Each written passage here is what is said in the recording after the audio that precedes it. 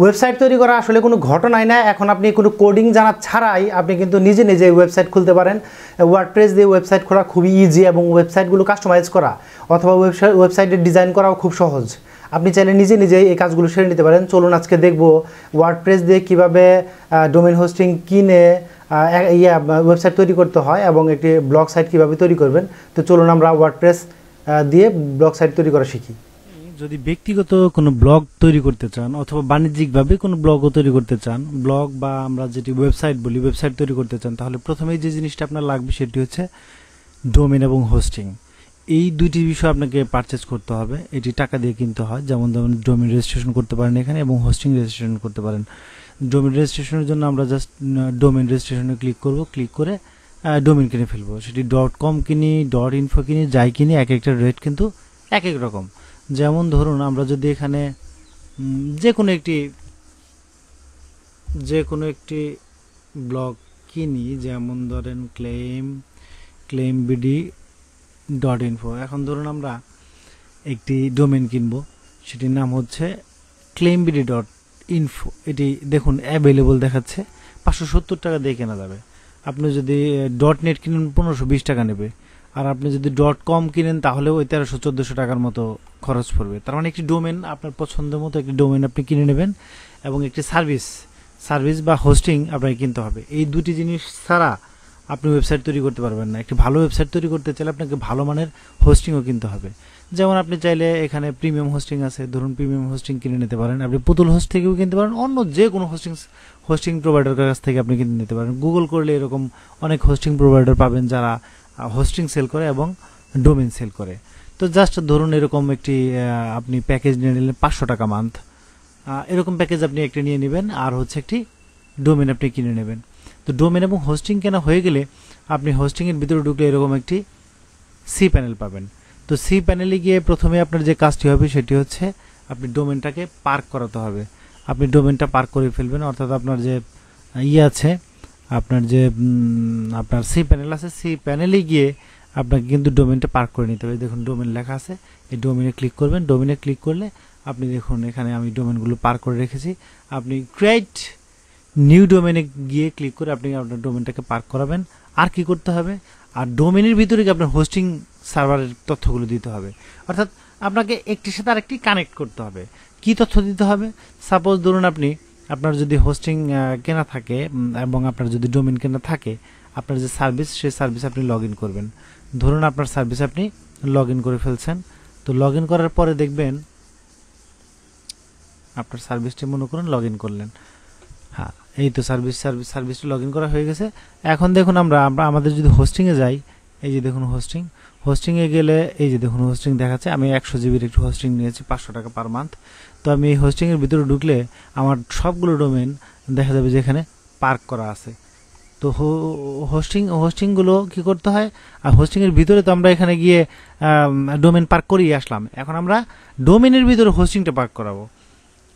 যেমন মাই ডোমেনে যদি যাই আমরা যে কোনো একটি ডোমেন যদি দেখি, যেমন claimbd-টাই দেখি আমরা, তাহলে ম্যানেজে ক্লিক করি।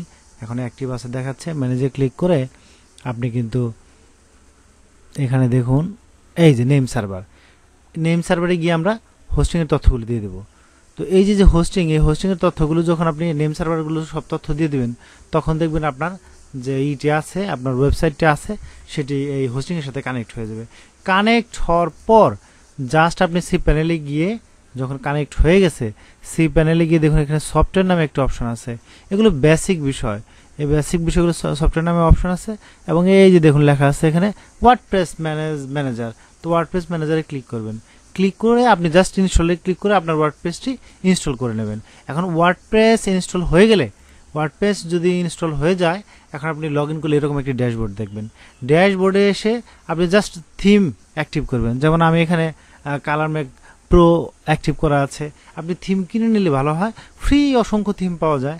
আপনি চাইলে ফ্রি থিম দিয়ে তৈরি করতে পারেন, কিন্তু সেগুলোতে আসলে কোনো প্রফেশনাল খুব ভালো মানের ওয়েবসাইট তৈরি হবে না। ভালো হয় আপনি একটি থিম যদি কিনে নেন, একটি থিম আপনি কিনে নিতে পারেন। যেমন আপনি গুগল সার্চ করলে এরকম থিম বিক্রি করে, তাদের কাছ থেকে 500, 1000, 2000 টাকার মধ্যে থিম পেয়ে যাবেন। থিম তারা ইনস্টলও করে দেবে, আপনার এত টেনশন নেওয়ার কিছু নেই। থিম ইনস্টল করা হয়ে গেলে জাস্ট আপনি এরকম ড্যাশবোর্ড পেয়ে যাবেন। ড্যাশবোর্ডে গিয়ে আপনার যে মাইক্রোসফট ওয়ার্ড আছে সেই মাইক্রোসফট ওয়ার্ডের মতো দেখবেন যে আপনি পোস্ট করা শুরু করবেন। যেমন যেখানে পোস্ট করা আছে আপনি যাও জাস্ট এখানে অ্যাড নিউ পোস্টে ক্লিক করলে দেখবেন আপনাকে পোস্ট ক্রিয়েট করার সুযোগ দিচ্ছে। আপনি এখানে একটি হেডিং দিয়ে আপনি সব পোস্ট লিখে জাস্ট পাবলিশে ক্লিক করবেন, ক্যাটাগরি সিলেক্ট করে দেবেন, কিছু ট্যাগ দিয়ে দিবেন, ফোকাস কিওয়ার্ড দিতে হবে, আপনি স্ল্যাং বারে ইউআরএল লিঙ্কটা দিতে হবে, এখানে মেটা ডেসক্রিপশনে ওই যে পোস্ট লিখেছেন সংক্ষেপে ডেসক্রিপশনটি এখানে লিখে দেবেন, একটি ফিচার ইমেজ দিয়ে দিবেন, সব দিয়ে জাস্ট পাবলিশ করে দেবেন। পাবলিশ করলে দেখবেন এরকম আপনার পোস্টগুলো দেখাচ্ছে। এই যে আমরা একটা পোস্ট যদি ভিজিট করি এই ওয়েবসাইটের, যেমন এই পোস্টে যদি ভিজিট করে আমরা ভিউ করে দেখতে পারি যে পোস্টটা কেমন দেখাচ্ছে। এই যে দেখুন একটি পোস্ট, এখানে পোস্টের হেডিং আসছে, ভিতরে ডিটেলস আসছে, যদি কোনো ইমেজ দিতাম ইমেজ চলে আসতো, এবং এই যে যেখানে থাম্বনেল ইউজ করেছি সেই থাম্বনেলটা দেখেছে। এই হচ্ছে ওয়েবসাইট। এখন ওয়েবসাইটের ক্যাটাগরি বা ওয়েবসাইটের যে মেনু সেগুলোও কিন্তু আপনি চাইলে সেট করতে পারেন। এখানে দেখুন একটু অপশন আছে, এই যে ক্যাটাগরি অপশন। তো ক্যাটাগরি অপশনে গিয়ে আপনি যে আপনার ওয়েবসাইটের ক্যাটাগরি আছে সেই ক্যাটাগরিগুলো সেট আপ করে নেবেন, আর পেজে গিয়ে পেজগুলো সেট আপ করে দেবেন। দেখুন এখানে আরও একটা অপশন আছে পেজ, অল পেজে গিয়ে আপনি কন্ট্যাক্ট, আপনি হচ্ছে আপনার টার্মস অ্যান্ড কন্ডিশনস, আপনি হচ্ছে অ্যাবাউট, তার ডিসক্লেমার, তো যে প্রাইভেসি পলিসি আছে সেগুলো সব তথ্য আপনি দিয়ে দিলে যেখানে এই পেজগুলো শো করাতে পারবেন। এরকম অনেক ভিডিও পাবেন কিভাবে কি সেট করবেন, একটি ব্লগ সেট আপ করবেন। আপনি ডিটেলস কিন্তু খুব সহজেই আপনি গুগল করে অথবা আপনি ইউটিউবে সার্চ করে নিজেই সেট আপ করতে পারবেন। অর্থাৎ কোনো কোড না জেনেও আপনি খুব সহজেই একটি ব্লগ কিন্তু তৈরি করে ফেলতে পারেন, একটি ওয়েবসাইট কিন্তু তৈরি করে ফেলতে পারেন। সেটি বাণিজ্যিকভাবে তৈরি করেন, আর সেটি আপনি যদি ব্যক্তিগত কাজের জন্য তৈরি করেন, একটি প্রফেশনাল যে ওয়েবসাইট সেটি কিন্তু আপনি নিজে তৈরি করতে পারেন, কারো হেল্প লাগবে না। এভাবে আপনি কোনো ডেভেলপারের সাহায্য নেওয়া ছাড়াই একাই ওয়েবসাইট খুলতে পারবেন এবং আপনার লেখালেখির কাজ সম্পূর্ণ করতে পারবেন। আশা করছি ওয়েবসাইট তৈরিতে কোনো ঝামেলা হবে না। তারপরেও যদি কোনো ঝামেলায় পড়েন ব্লগ বা ওয়েবসাইট তৈরি করতে, তাহলে অবশ্যই ভিডিও কমেন্ট সেকশন কমেন্ট করুন। ধন্যবাদ।